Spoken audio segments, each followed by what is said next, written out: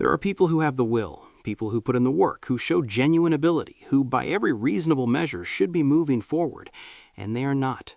Not because they lack discipline, not because the circumstances are against them, but because somewhere, deep in the structure of who they became, they were never given permission to thrive. It has a name. I call it the permission ceiling. It is the invisible upper limit that most people carry through their entire lives without ever knowing it exists. Not a mindset problem, not a strategy gap, a ceiling, built quietly over years by the people closest to them. And the reason almost nobody sees it is that it does not feel like a ceiling. It feels like the truth about who you are. Most people never realize this. Think about someone you know, someone genuinely capable, someone who started things, showed real promise, maybe even had a window of time where everything seemed to be moving, and then at some point they stopped. Not because they failed visibly, not because something collapsed around them, they just stopped advancing. And if you ask them why, they probably would not be able to give you a clean answer. Now think about yourself. Have there been moments in your life where you were close to something, genuinely close, and something inside you pulled back? Not fear of failure exactly, something quieter than that, something that felt almost like an instinct, a voice that did not speak in words but communicated clearly enough, this far and no further. That pull is not random. It is not a personality flaw. It is not laziness dressed up in philosophical language. It is something much more specific. And once you understand what it actually is, you'll start to see it everywhere. In yourself, in people around you, in the invisible patterns that determine why some people thrive and others, despite having everything they need, never quite get there. The standard explanation for this kind of stagnation tends to involve discipline. People tell themselves they need more consistency, better habits, a stronger mindset. And the self-improvement industry is built almost entirely on that premise, that the gap between where you are and where you want to be is a skill gap, a knowledge gap, a motivation gap. But what if it's not? What if the gap is not about what you know or what you can do, but about something you were never given, something that was quietly taken from you? Not all at once, not through any single dramatic event, but gradually, through thousands of small interactions with the people closest to you. By the end of this video, you will understand exactly how that ceiling gets built. You will recognize the specific psychological mechanisms that keep it in place, and you will understand why the people who break through it are not necessarily more gifted or more disciplined than you. They simply learn to see something that most people never look for. Let us start at the beginning. There is a story most people tell themselves about success. It goes something like this. Thriving is the natural result of effort combined with ability. If you work hard enough, if you develop the right skills, if you stay consistent and avoid major mistakes, eventually things will come together. Progress is earned. Success is a return on investment. And if you are not thriving, it means you have not yet invested enough. This belief is not entirely wrong. Effort matters, skills matter, consistency matters, but the story is incomplete, and the part it leaves out is the part that tends to be the most consequential. When people feel stuck, the most common diagnosis they apply to themselves is a version of not enough, not disciplined enough, not focused enough, not smart enough about how they manage their time, their money, their relationships. So they go looking for the missing ingredient. They read books, listen to podcasts, take courses, build systems, restructure their mornings, and sometimes things shift for a while. And then at some point they find themselves back in a familiar place. And this is where things become interesting, because the cycle itself is revealing. When someone keeps returning to the same ceiling despite genuine effort, that is not a productivity problem. That is a signal. It means the obstacle is not on the surface. It is structural. It is embedded in something deeper than habit or technique. Most people, when they hit that ceiling repeatedly, conclude one of two things. Either they decide there is something fundamentally wrong with them, some inner defect that explains their inability to progress, or they decide the system is rigged, that external circumstances have conspired to hold them back. Both of those conclusions lead to the same outcome, paralysis. One turns inward into self-punishment, the other outward into resentment. Neither one changes anything. What almost nobody considers is a third possibility, that the ceiling is real, that it was constructed over time, that it has a specific origin, and that understanding that origin is the only way to move beyond it, not through more effort, not through better strategy, through clarity about a process that happened largely outside your conscious awareness. That process is what I want to examine now, because once you see how it works, the noise around discipline and motivation and success systems starts to fall away, and something much more honest takes its place. Every person grows up inside a system. Family is the first and most powerful one, and like any system, it has rules. Most of those rules are never stated directly. They exist in patterns of behavior, in reactions, in the subtle emotional temperature that rises or falls depending on what you do and how you present yourself. Some of those rules are functional. They teach cooperation, responsibility, how to navigate relationships with other people. But some of those rules are not about function. They are about equilibrium, about keeping the system stable. And one of the most common equilibrium rules, operating silently in a vast number of families and social groups, sounds something like this: do not go too far ahead. This is not something anyone announces. Nobody sits a child down and says, we need you to limit yourself so that the rest of us feel comfortable. But the message gets transmitted anyway. Through comparison, through subtle deflation of ambitions that seem too large, through the warmth that shows up when you conform and the friction that shows up when you diverge, through the way people react when you announce something that would take you beyond the boundaries of what the group considers normal. That here's the strange part. The people delivering these messages are rarely aware they're doing it. A parent who diminishes a child's ambition is often doing so out of something that would describe as concern. They do not want the child to be disappointed. They do not want them to be hurt. And underneath that, sometimes there is something else, a quiet discomfort with the idea of someone close to them achieving what they themselves did not. Not malice, just a human response to the threat of contrast. The child, of course, cannot make that distinction.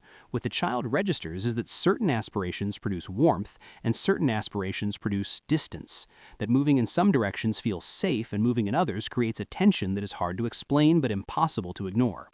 And over time, the child does what all intelligent organisms do in complex environments. They learn the terrain. They develop a map of where it is safe to go and where it is not. This map becomes so familiar that it eventually stops feeling like a constraint. It just feels like the shape of who you are, your level of ambition, your comfort zone, the natural ceiling of your appetite for success. What is actually an adaptation to a specific social environment gets experienced as personal identity. Consider a few ways this pattern shows up in ordinary life. A person builds genuine professional momentum, starts getting recognized, starts earning more than their peers and family members, and then, almost inexplicably, they start making decisions that erode that momentum. They undercharge for their work. They pass on opportunities that feel too big. They introduce friction into relationships that were going well. They do not do this because they have decided to fail. They do it because success at a certain level triggers something old, a signal that says you are entering territory you were not supposed to enter. And the path of least internal resistance is to step back. Or consider someone in a relationship. They find a partner who treats them genuinely well, and instead of settling into that, they feel uneasy. The comfort is unfamiliar. The absence of conflict feels suspicious. So they begin, unconsciously, to introduce tension, to test the relationship in ways that might destroy it. Because love without conditions, love without cost, is something they have no internal framework for. It exceeds their permission ceiling. Or think about someone who has been trying to change a financial pattern for years. They make progress, and then an unexpected expense appears, or a family member needs help, or they make an impulsive decision that resets the balance. Over and over, the numbers return to a familiar range. Not because life is conspiring against them, because something inside them is more comfortable at that level than at the level they claim to want. Once you understand this, many things start to make sense. There is another version of this pattern that operates not through family, but through peer groups. Consider someone who grew up in a community where a certain level of financial achievement was simply the norm. Not poverty, not wealth, a specific band of acceptable outcomes. In that environment, moving significantly above that band does not just feel unusual, it feels like an act of separation, like announcing by the fact of your success that you no longer belong to the same world as the people who formed you. And belonging for human beings is not a luxury, it is a deep biological need. The social groups we come from are not just emotional comfort, they are, at a very old level of the brain, the structure on which survival depended. This means that anything interpreted as a threat to group membership activates a threat response, even when the threat is purely symbolic, even when no one is actually rejecting you, even when your success would by any rational measure benefit the people around you. The nervous system does not run on rational measures. It runs on pattern recognition. and the pattern it has learned is that going too far ahead means going alone. The pattern is not the behavior itself. The pattern is the ceiling, and the ceiling was built quietly and incrementally by the environment that shaped you. This is not about blame. It is about understanding a mechanism, because mechanisms, unlike character flaws, can be examined, and things that can be examined can be changed.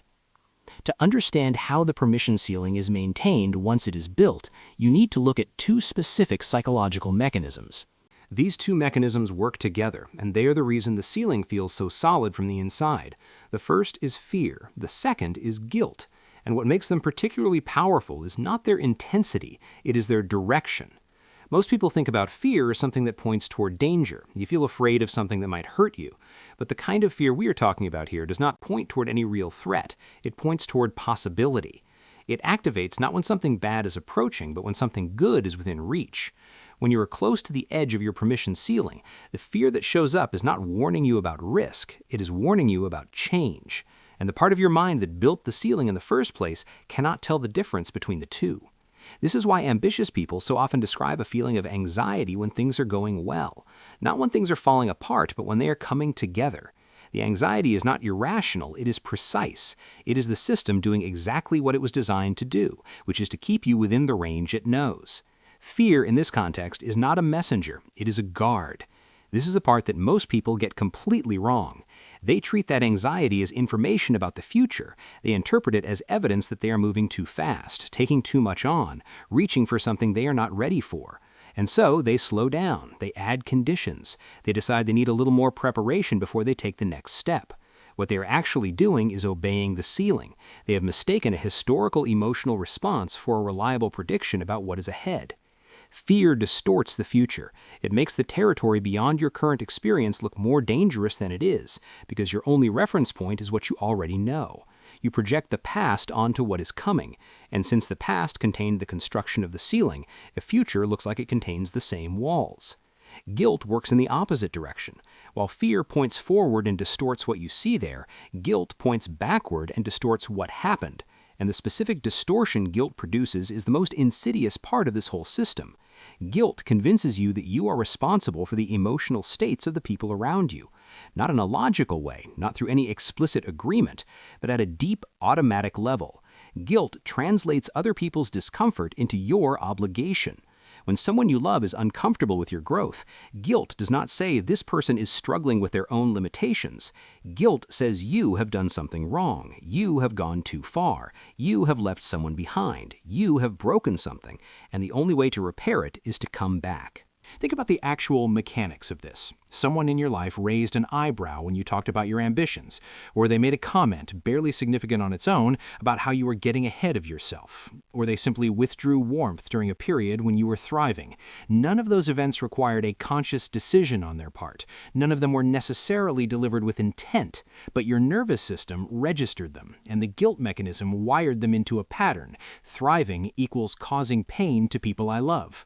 Once that wiring is in place, success does not just feel difficult, it feels like a moral problem. It feels like a choice between your own advancement and the relationships that define you. And when the choice is framed that way, most people, most of the time, choose the relationships, not because they have calculated anything, because the guilt is faster than the calculation. What makes fear and guilt so effective as a combined system is that they cover the entire timeline. Fear makes the future look wrong. Guilt makes the past look like evidence of wrongdoing. And in the space between a distorted future and a distorted past, there is very little room to act. There is only the present, compressed to the point where the smallest movement in either direction seems to trigger something. There is also a third element worth naming, one that tends to operate quietly underneath both fear and guilt. It is the expectation that has been placed on you, often without your consent, by the people you love. Expectations function as invisible contracts. When someone who matters to you expects you to be a certain way, to occupy a certain role, to achieve within a certain range, that expectation becomes a kind of ambient pressure. You feel it as obligation, as loyalty, as the natural weight of love. And disrupting it, even by thriving, can feel like a betrayal, not because you have done anything wrong, but because the contract, though you never signed it, has been governing your behavior for so long that violating it feels morally significant. This is not a character weakness, it is a learned architecture. The mind constructed it in response to real experiences, real signals from real people. It was, at the time, an intelligent adaptation. The problem is that the architecture outlives the conditions that created it. The people who sent those signals may be long gone from your daily life, or they may have changed, or the relationship may look completely different now, but the ceiling remains, because ceilings do not come down on their own.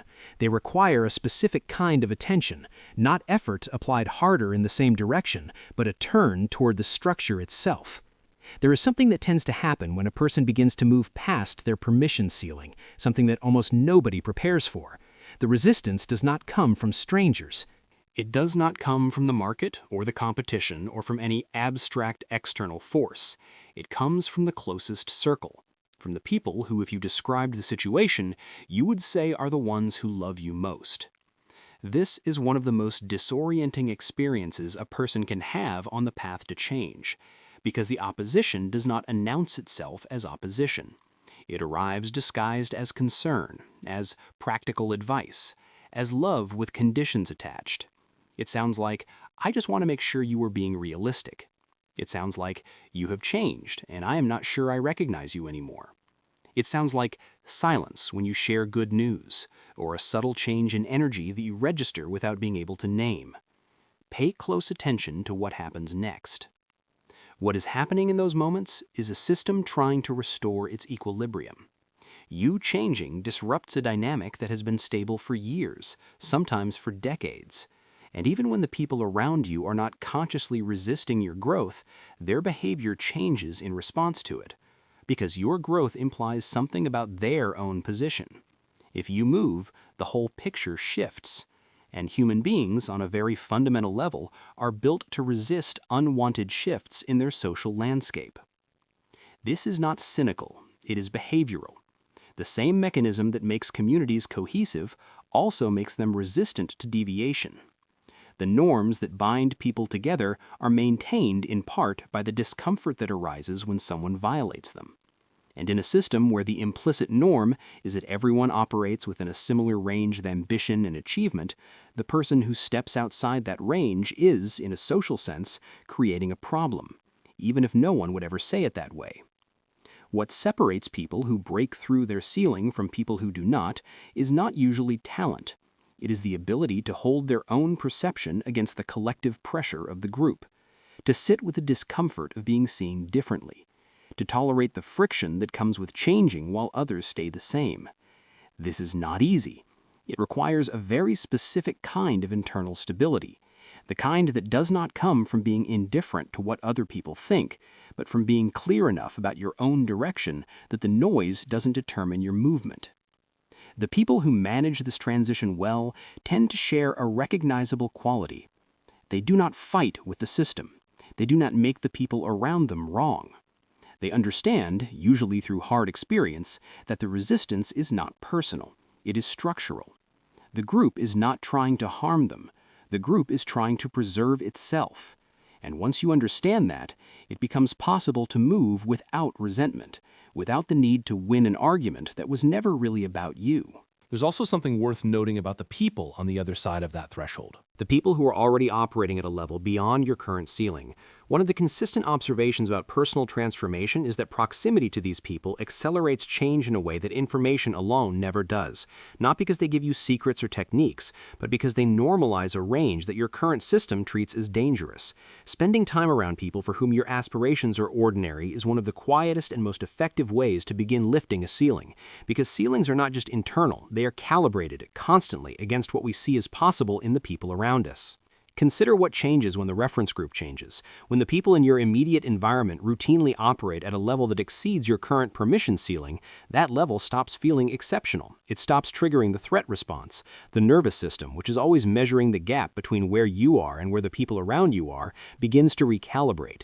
What felt like dangerous ambition in one context feels like ordinary aspiration in another. This is not about status competition. It is about the way human perception works. We do not assess our own potential in isolation. We assess it against everything we have been shown is possible. This does not mean abandoning your existing relationships. It means understanding what each relationship offers and what it costs. A relationship that systematically charges you permission to grow is not a healthy relationship, regardless of how much warmth exists alongside that cost. Love and limitation can coexist. Recognizing the limitation does not negate the love. It just means you stop paying with your future for the comfort of the present. There are two shifts that matter here, not techniques, not routines, shifts in the way you interpret what is happening when you approach your ceiling. These two reframes do not make the ceiling disappear overnight, but they change your relationship to it, and that change in relationship is what makes everything else possible. The first shift is this: what belongs to you and what belongs to someone else are not the same thing, even when they feel that way. When someone in your life is uncomfortable with your growth, that discomfort is theirs. It is not evidence that you have done something wrong. It is not a bill you are required to pay. It is information about their internal world, which is entirely separate from yours, regardless of how close the relationship is. Their expectation of you is their expectation. Their disappointment, if it arises, is their disappointment. These things exist inside them. They are not facts about you.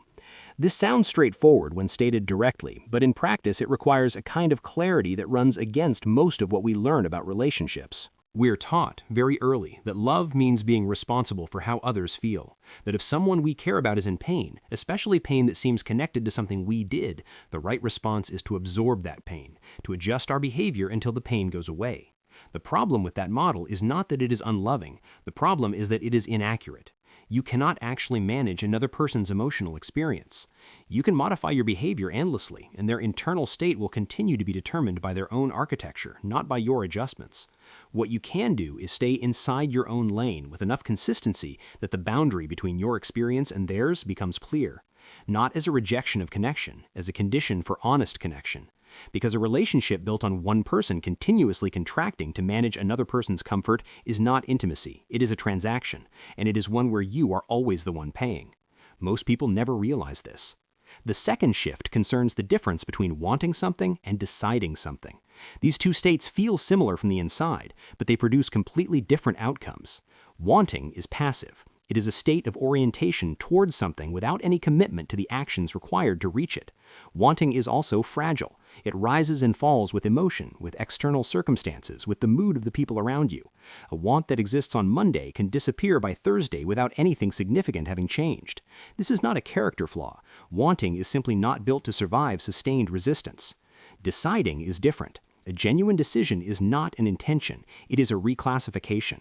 The moment you make a real decision, the question is no longer whether you will act. The question becomes only how and when.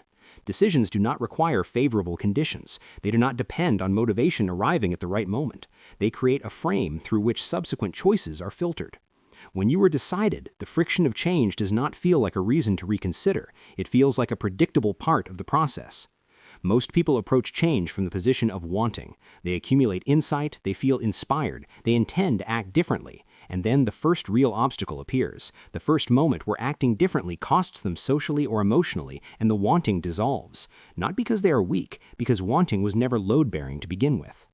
There is a particular moment that tends to reveal this distinction clearly. It is the moment right after a powerful realization. You understand something about yourself that you did not understand before. The clarity is real, the motivation that comes with it is real, and for a period of hours or days, you feel like something has shifted. Then the environment reasserts itself. The same conversations happen, the same dynamics surface, the same people make the same implicit demands on your attention and your energy. And the clarity, which was real but not yet anchored to a decision, begins to fade. Not because the insight was wrong, but because insight without a decision is like a map without a route. It shows you where you are. It does not move you. The permission ceiling does not fall because you want it to. It falls because you decide, with enough clarity that the decision survives contact with everything that built the ceiling in the first place. The discomfort of other people, the fear that activates when you move past familiar territory, the guilt that points backward and tells you that you have already gone too far. Deciding does not make those things stop. It makes them irrelevant to the question of what you are going to do next. Think about a moment in your life when you were close to something. Not a fantasy, an actual situation where the next step was visible and real and within your capability. And you did not take it, or you took it and then, in some quiet way, walked it back. At the time, you probably had an explanation. The timing was not right. There were other considerations. Other people were involved. The reasons were real enough that they held up under examination, at least for a while. But now, with some distance, ask a different question. Was that decision made from clarity about what you wanted? Or was it made from a pull you could not name at the time, a familiar discomfort that arrived right at the threshold of something different? Most people, when they sit honestly with that question, recognize the pull. They remember the specific texture of it, the way it did not feel like fear exactly, but like an instruction, not to stop completely, just not to go quite that far, to stay within a range that felt, on some level, like where you were supposed to be. That instruction came from somewhere. It was not generated by your authentic evaluation of your capabilities or your desires. It was produced by a history of signals, absorbed and internalized over years that defined a territory you were permitted to occupy. And here's what is important to understand about that signal. The signals were real. The people who sent them were real. The experiences that shaped you were real. None of that is in question. What is in question is whether those signals should still be governing the decisions you make today, whether the permission ceiling that was appropriate to the context in which it was built still belongs in your life now, in a context that is different, with capacities that have grown, with a clarity about who you are that did not exist when the ceiling was first installed. Naming this is not a small thing. Most people spend their entire lives navigating around a structure they never directly look at. They attribute its effects to personality, to circumstance, to the randomness of life. They work hard and make real progress in many directions, while the ceiling quietly defines the one direction they cannot seem to move in, the one area where effort keeps returning to the same level, the one type of success that stays consistently just out of reach. Seeing the ceiling for what it is does not dissolve it immediately, but it changes the nature of the work. Instead of pushing harder against something you cannot see, you begin to examine the structure itself. And examined structures can be changed. Not always quickly, not always without cost, but with a directness that pushing blindly never provides. The question is not whether your ceiling exists. It almost certainly does. The question is whether you are willing to look at it long enough to understand what it is made of. That your current And mindset that willingness, it turns out, is itself a form of permission. Not the permission you were waiting for someone else to grant, the permission you give yourself to be honest about a structure that has been governing your choices, quietly for longer than you can fully trace. That honesty does not require drama. It does not require confronting anyone or dismantling any relationship. It only requires a steady, unsentimental look at the pattern, at where the pull comes from, at which moments in your life the instruction to stop was louder than your own desire to continue. When you can sit with that honestly, something shifts, not because the ceiling disappears in that moment, but because you are no longer inside it without knowing it. And there is a meaningful difference between a limit you cannot see and a limit you are looking at directly. One governs you without your awareness. The other becomes something you are in relationship with, something you can, over time, choose to outgrow. There's something I want to leave you with. Not an instruction, not a framework for your morning routine. Something closer to a reorientation. Most of the language around personal growth is built on the premise that you are incomplete, that the distance between where you are and where you want to be is evidence of something missing, something you need to acquire, develop, build. The self-improvement industry is a very large and very profitable structure built on that premise, and it is not entirely wrong. Growth requires work. Change requires effort. This is not in dispute. But there is a different way to look at the distance. What if the gap is not primarily about what you lack, but about what you are carrying? What if the weight slowing you down is not an absence of capability, but a presence of architecture, an invisible structure built in the past that is still organizing your present? The people who thrive, genuinely thrive, not just in measurable outcomes, but in the sense of moving through their lives without a constant internal resistance, tend to have one thing in common. They have done the work of distinguishing between what is theirs and what was handed to them. They have examined their limits and learned to tell the difference between limits that reflect reality and limits that reflect history, between boundaries that protect something meaningful and ceilings that confine something that was never meant to stay contained. That is not a psychological formula. It is an ongoing practice, and it is harder in some ways than any productivity system because it requires looking honestly at things that are uncomfortable to look at. The moments when you conformed to keep someone comfortable, the ambitions you quietly abandoned because they would have taken you somewhere the people around you could not follow. The version of yourself that you edited down over time into something more acceptable. And this is where things become interesting. Because editing yourself down is not a passive process. It requires continuous energy to maintain. Every time you approach the ceiling and pull back, something in you knows you pulled back, and that knowledge accumulates.